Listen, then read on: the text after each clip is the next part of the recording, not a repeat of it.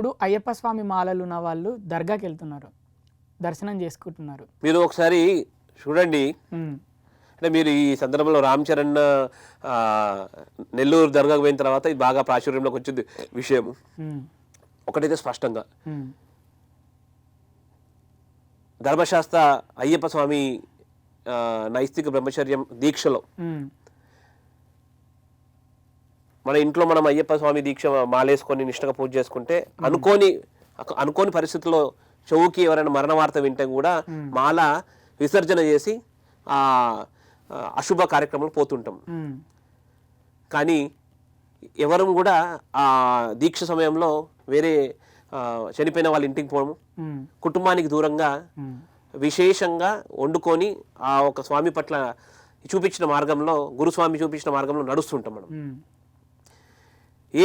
ఏ స్వామి కూడా ఏదైతే సాంసారిక జీవితంలో ఏవైతే సమస్యలు వస్తాయో ఆ సమస్యల వల్ల ఇబ్బంది అవుతుందని దూరంగా ఉంటుంటారు కుటుంబం నుంచి.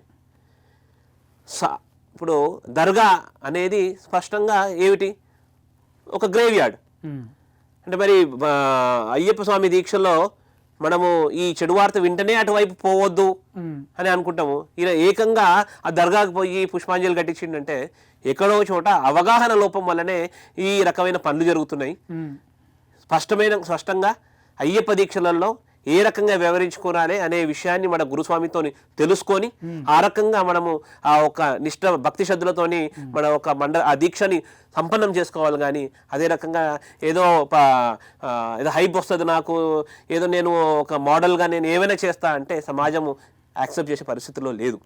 మరోవైపు మరి ఇప్పుడు ముస్లిమ్స్ రోజా టైంలో మరి టెంపుల్స్కి వెళ్ళి ఎవరైనా దర్శనం చేసుకుంటారా?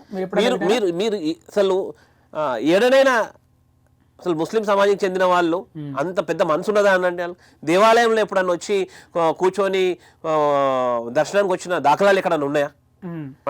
మనము అంటే పుట్టలో ప్రతి దాంట్లో కూడా అటు భూమాతని దర్శించుకుంటాము, ఒక రాయి ఉంటే రాయికి మొక్కుతాము, పుట్టుంటే పుట్టకు పాలు పోస్తాము, కుక్కుంటే మల్లన్న దేవుడని కుక్కని మొక్కుతాము. అంటే ఈ సృష్టిలో ఉన్న అన్ని చోట కూడా మనము దైవీయం వెతికే ఒక గొప్ప లక్షణం కలిగిన, సంస్కృతి కలిగిన ఒక జీవన విధానమే భారతీయ జీవన విధానం. అది మొన్న చాలా మంది అయ్యప్ప స్వామి సంబంధించిన చాలా పెద్ద రాజమౌళి గురుస్వామి అటువంటి మహానుభావులందరూ కూడా స్పష్టంగా చెప్పడం జరిగింది, అయ్యప్ప స్వామి జీవితంలో వావర్ స్వామి అని ఒక పాత్ర. అంతేగాని అయ్యప్ప క్షేత్రానికి పోయే వాళ్ళందరూ కూడా వావర్ స్వామి దగ్గరకు పోయి పిరాన వట్టంలో స్నానం చేసి ఆయన దగ్గరికి పోవాలనే ఏడ కూడా శాసన అపోహ మాత్రమే.